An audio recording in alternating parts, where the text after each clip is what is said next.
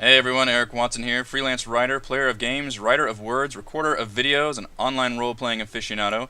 With this video, I'll be reviewing the DM's Guild compilation bundle Mini Dungeons Number 1 Caves by Chris Bissett and Phil Beckwith, designed for Dungeons & Dragons 5th edition. This dungeon pack is included in the recently released bundle Adventure Anthology of PB Publishing, which is a bit of the, yo dog, I heard you like bundles, so I put a bundle in your bundle. PB Publishing has provided a review copy for the purposes of this review. So Mini Dungeons Number 1 Caves contains 3 previously released mini cave dungeons by PB Publishing. The Lizard Folk Tunnels, which has a level range of between 2 and 4, the Cavern of One Eye, with a level range of 4 to 7, and the Lair of Frosting Bite, with a level range of 5 to 8. So you've got 3 mini dungeons here, and also all 3 of these were, as I mentioned, previously released on the DM's Guild. So this compilation pack you can purchase comes with all 3 of them. And then additionally, there's the Adventure Anthology, which includes this compilation bundle, which includes all 3 of these dungeons, if that makes any sense at all. In fact, there's actually some redundancy here, because one of the dungeons here is the exact same as found in another of the adventures of PB Publishing found in that Adventure Anthology, which is the Struggle in Three-Horn Valley, which I've also reviewed. So I will be going over it, but note that it's actually found in 2 different places within the same Adventure Anthology. Hopefully that all makes sense. I will be looking at each of these separately, but this compilation does include a kind of a short overarching narrative that ties all 3 of these dungeons together. Right here, the plot tie information. It kind of creates like it says it's a campaign, but I don't know. It's really just a way to tie these 3 dungeons together in a series. And really all it does is it adds a captive orc to the first dungeon, who then tells the PCs where the second dungeon is, and they kind of escort him there. And then he just ends up betraying them, whatever. It doesn't end up going anywhere. And then the PCs are just already, like, their initial quest was to go to the 3rd dungeon. So there's really not... And then there's a bunch of like random encounters along the way to each of these, and there's kind of interesting. You're supposed to play it like the lizard folk and orcs are battling each other, but other than that one captive NPC, there's no like evidence of that in the actual dungeons themselves, and the dungeons aren't really changed around that much. The problem is these were not designed to have anything to do with each other. These are just separate dungeons, and the only similarity they have is that they are all caves, hence the title of the compilation. So, okay, it's nice that there's like this way of tying them together, but there's not. It's not really well baked in. I don't know. And because of the level ranges, it only works best if your players are already around like 4th or 5th level, which is kind of the higher end of the first one and the lower end of the last 2, unless you plan on just firing people up through those levels as they go through these mini dungeons. Which, by the way, mini dungeon is kind of that in between. Between that kind of 1 or 2 room encounter of like maybe like a single cave with a bear inside or something, and then obviously the sprawling standard dungeons, which can be a dozen rooms, or Temple of Elemental Evil, just insanity of hugeness. This kind of fills that nice gap in between where they usually have maybe just a single side quest involved where you have to go in and do something, rescue somebody or recover goods or slay this monster. And it fits a nice... It's a good way of just slotting in a random... bigger than a random encounter, a series of random encounters inside a mini dungeon, and they can be dropped in somewhere. So a lot of like what you can find in the Prepared stuff or the Book of Layers, which are things I've covered, kind of along that same vein. So I do like this kind of design for smaller dungeons. These are all very combat-heavy dungeons, very like traps and combat. Not a lot of...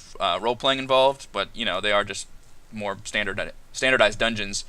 Each one is designed also as a one-shot, and it says it only takes a few hours. Some of these only take like 2 or 3 hours.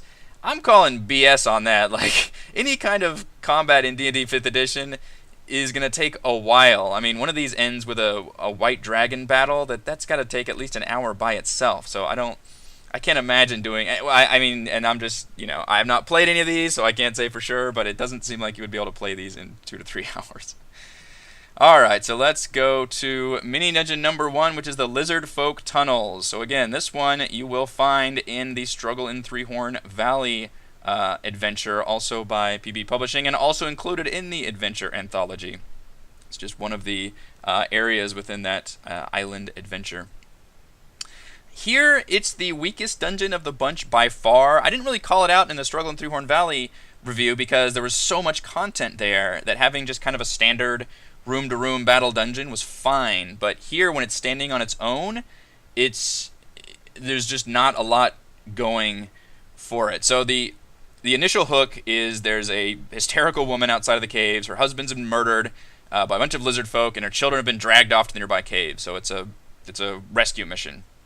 So you go in your way. Let's see, we can go to the actual map. There we go. Which, by the way, I like, and I mentioned this in the Struggle in Three Horn Valley review, I really like the isometric cutaway design from a purely visual aesthetic appeal. I think it just looks pretty. But I can't use this in a virtual tabletop. Like, it's just the grids aren't going to line up. The sideways format just doesn't really work functionally. You can't really do height elevation very well in Roll20. That's just a specific complaint I have as somebody that comes into D&D from that virtual tabletop Roll20 point of view. And then unfortunately, there's no top-down standard version available, so you have to rebuild this. If you're not using that, you're just using Theater of the Mind or something, then that's not a complaint for you. But otherwise, this is just a very standard room-to-room dungeon. Near the entrance, the PCs rescue one of the kids from a sacrificial altar where they fight lizard folk. Then they proceed to another room and fight lizard folk. And they proceed to a third room and fight some lizard folk. One of the rooms has sleeping lizard folk, so you could surprise them. The one interesting bit, there's a little ledge out here where there's like a giant eagle nest, but there's absolutely nothing done with that. There's no, like, they're not supposed to fight it. They're not really stealing eggs. There's nothing. It's almost like, I don't know, it's not even, might as well not even be there, so it's kind of odd. And then the final battle is just a kind of arena where the lizard king boss has like a tied up child and just like hurls her to the ground, and then boss fight. So there's just nothing. It's not a bad design. I'm just complaining that there's nothing really special about it, I guess. And especially if you're gonna make me a specific like separate dungeon to purchase, I just don't think there's enough really going for it. Although being a cave with lizard folk in it, I do think it's the easiest to probably slot anywhere in an adventure. It's just, it's regionally can be anywhere in like forests, jungles, or woods. Probably more like a swampy or jungle type area, but still, I mean, it could be any number of places. So that's one thumbs up for it. But otherwise, it's by far the weakest one that's found in this adventure. All right, moving on. Mini dungeon number 2 is the Cavern of One Eye. Now, a cave filled with orcs usually isn't the most compelling dungeon design, but this one does some really fun things. There's a giant poisonous room. There are multiple secret paths the players can discover. There's an alarm system they have to disarm. And the end features a captured Cyclops that they can free and then gain a really, really cool ally in a potentially amazing final battle. So I actually really like what looks like it's a fairly standard cave is pretty impressive. Now, the Inciting story hook is almost the exact same as the Lizard Folk tunnels. There is a NPC outside. This one's a merchant who's just been robbed. His caravan's destroyed. His goods have been pilfered, and his bodyguard has been captured. So into the caves we go. What he doesn't tell you is that his bodyguard is a goddamn Cyclops, which is freaking awesome. And you'll find him in the final room. But at the entrance, we'll have to zip around. Which, by the way, the art within this document is really, really nice. It's almost all just monsters, which I love, and they're very obviously appropriate to what you're facing here. There were cool lizard folk right here. You've got some Ettins and some orcs, and then there's an awesome Cyclops picture. Yeah, right there. It's really cool art throughout. So here is the dungeon. You can see right here the alarm system. And by the way, huzzah! Top-down map. Excellent. I can use this. I can absolutely just drag this into Roll20 and throw out some dynamic lighting, and boom, I've got a ready-to-go map. So huge thumbs up to that one. The other two dungeons do use that standard top-down design, and it looks nice too. It's got little details in it. You can see the bodies of the diseased orcs in this room. There's just slaughtered goblins over here. This down here is actually the cage with wheels on it that has a Cyclops inside. And you can see the alarm system here with the yellow. So there's a goblin on a ledge at the entrance that the players can get the jump on and prevent him from essentially alerting all the other orcs inside the cave. I like that. There's an Ettin at the entrance, which there's not a lot of role-playing in any of these mini dungeons, but Ettins, which are the two-headed kind of ogre guys, can always be really fun for a DM to play with. Just having that that classic like just two dumb brutes like arguing with each other can be really fun. And there's one of those at the entrance and at the final room down here at 5, so that's gonna be a fun opportunity. Otherwise, it's just filled with orcs. I believe rooms 2 and 4 have a bunch of orcs in them. 2 especially. And by the way, this dungeon uses the orc variants or additional orc types from Volo's Guide to Monsters. So if you do have Volos, it's a really cool way of integrating some of these more advanced orc units, such as the like Poison Priest, Hand of Yurtrus. If you don't have it, then you would have to kind of just make up like some cooler orcs, I guess. There's not really unfortunately, there's usually when people use these supplements, they have notes on like if you don't have this, then use this, and that's not here. What it does have is notes for adjusting the encounter for the different level ranges that you can tackle it with. So for example, and it uses the adjusted party level. So for example, for this particular encounter, you could remove 2 of the Orogs, which are the just tougher orcs, or you could add additional units if they're actually of a stronger player level. So I like that pretty much every single hostile encounter with units, enemy forces, have that encounter adjustment sidebar on it, which is really nice. It is a lot of orcs. There's a neat little poisonous room that damages heroes when they stay in there. What I really love is these secret passages here on the sides.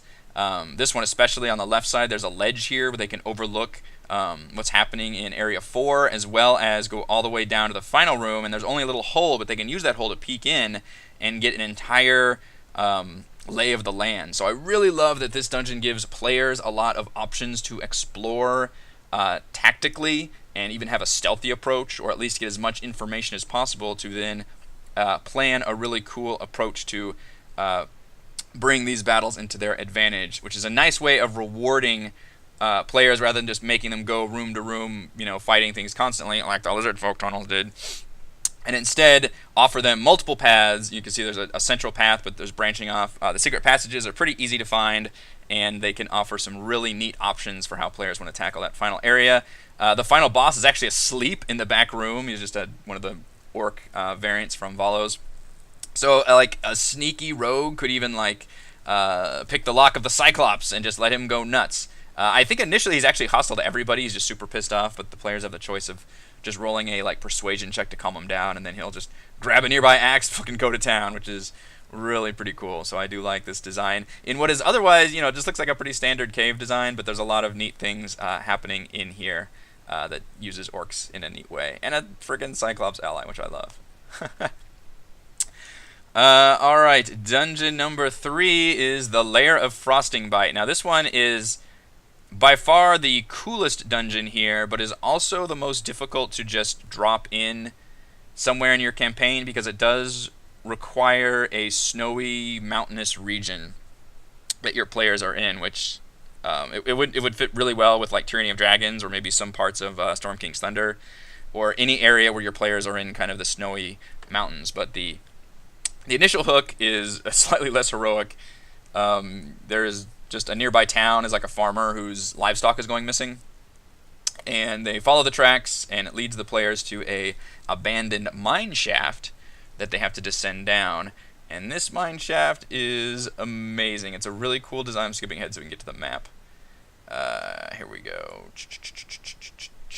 Okay, so you can see here they drop down to the mine shaft, and it is literally a mine shaft. Like, you've got the mine carts that go over this giant dark chasm. I believe this is like 150 feet wide, so even people with dark vision won't be able to see where it leads, which is amazing. There's an initial little gauntlet right here with pit traps that are supposed to be easy to see, but it distracts them from the kobolds above them that like can ambush the heroes. There's kobolds throughout this dungeon, which kobolds are very low level compared to what the suggested level range is, but it's because of all the added challenges and hazards here, as well as the final boss fight. But they're designed to the PCs are designed to get into these mine carts and travel. There's 2 of them that can hold 2 heroes each comfortably. And there's a really neat system here. You can see there's checkpoints and levers. You're supposed to roll, as I scoot back up to the mine. Okay. So you're supposed to roll on all these checkpoints on the minecart obstacle table to determine basically what terrible things that the players must roll for. And there's dexterity saving throws to avoid stalactites on the ceiling. There are The minecarts can increase its speed, which could be kind of tricky to keep track of, but they gain disadvantage on future saving throws. The worst one is a cloud of bats appears and can knock players off the minecart into the depths below, which is a 60-foot fall into the darkness bottom layer, which contains a bunch of quaggoths that can swarm the player, and they're designed to just be more quaggoths than players.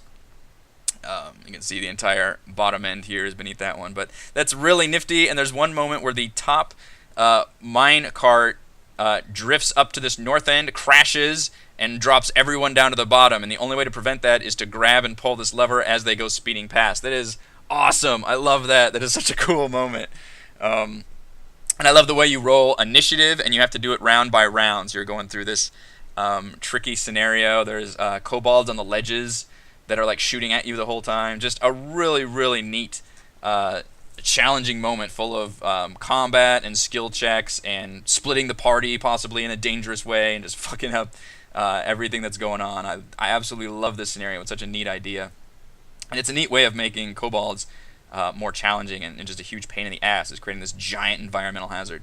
When they do finally make it to the east side, they find that the kobolds have been slaughtering the livestock and just feeding them up these shafts to the white dragon lair, so they have to climb the rope with the buckets of like slaughtered oxen on it, and then the kobolds at the front peek their heads out and just throw down like awful at them, which is amazing. Just the remains, there's the bloody nastiness, and it like can grease up the rope, and then they all fall on top of each other. There's just so much just hilarious, like, and I love making these otherwise like pretty easy low-level creatures just a hilarious pain in the ass for what would be like tier 2 strength heroes trying to make their way up these friggin' ledges and mine shafts. There is an upper layer, so there's 3 layers technically if you count the bottom layer. The upper layer, we go here, and you can see there's the top of the mine shafts. There's one last hazard. They have to cross this narrow icy path, which is literally like a what do they call it? Like a game of chutes and ladders. If they fail the saving throw, they will fall, take falling damage, and then also fall to the entrance. So that could be another hilarious way of just dealing damage without having a combat encounter. And they finally make it inside. There's the lair of the white dragon. There's icicle traps that she can shake, and they'll fall on the heroes. There's a really nice, and it seems like a fairly standard boss fight, which against a dragon is anything but standard. But I do love the way, and Phil's done this with a lot of different adventures, but specifically spells out round by round like what the dragon does and how it attacks. And some of it's pretty obvious, like of course, she can use her cold breath attack on the first round to try and like recharge it for future rounds. But one of the cool things she does is uses her flight in a really cool way. She'll fly up and out of these large holes that are in the ceiling or the sides. It's supposed to be a huge cavern, and then she can fly back in as kind of a like almost a a fighter jet coming in as a strafing run, and she can get advantage on her attacks for that, which is not something that I would ever consider doing if I were running a dragon fight. So I like that these notes are here. And obviously there's adjustments for making it more or less challenging, and a shit ton of loot, which there should be a shit ton of loot in a dragon lair, which is very, very nifty. So I really like this dungeon a lot, with the caveat that you would have to, have your party in a snowy region for some reason, or have them travel there, but otherwise this is a really cool way of doing it. All of these could be used as a one-shot mini dungeon too, which I think is the advantage of the mini dungeon. But do note that I think they would take a lot longer than what this says to take. I mean, like that white dragon fight, that's got to take at least like an hour, hour and a half alone, and then you've got all this mine shaft stuff. So I'm thinking like all of these are more like, I mean, and maybe they're still one shots, but assuming a one shot is like 4 hours or something too. All right, so final pros and cons here. So I can find a good page to end up on. Back at the beginning, sure. So pros, the Cavern of One Eye and the Lair of Frosting Bite are both really fantastic maps. They're well designed, and the top-down maps I can use. They are functionally in something like Roll20 for sure. Pro, the Cavern of One Eye, specifically the secret passages and captured Cyclops ally give PCs lots of fun choices to make, and it rewards stealth and tactics in really interesting ways. The layer of Frosting Bite is another pro. The Mine Shaft presents a unique round-by-round challenge filled with skill checks, saving throws, and memorable danger. I just love that whole scene. Each hostile encounter in the throughout all three of these dungeons provides notes on adjusting difficulty, which I really like that as a sidebar for 3 different level ranges per each one, which is fantastic. And also there's some great art throughout the adventure that are used from various sources. All of it, I think, monster art, and obviously the maps all look great. Cons, the Lizard Folk Tunnel dungeon is just kind of fairly boring. It's a standard room-to-room battle design, just nothing really particularly memorable or special about it. And also, to add insult to injury, that tunnel map is isometric, and that's not really usable in a virtual tabletop like Roll20, which is what I primarily use. And for this whole compilation bundle, the overarching narrative that links all 3 dungeons together is just weak at best, adding a single orc NPC and just a series of random encounters during travel time, which just isn't particularly a compelling way to add those together. Final verdict. The first cave dungeon is standard at best, but the other 2 are well-designed mini-dungeons that provide plenty of fun challenges. Thank you to everyone for watching this video review. You can see my written review at roguewatson.com, and you can follow our own tabletop RPG adventures here on my YouTube channel. Thank you.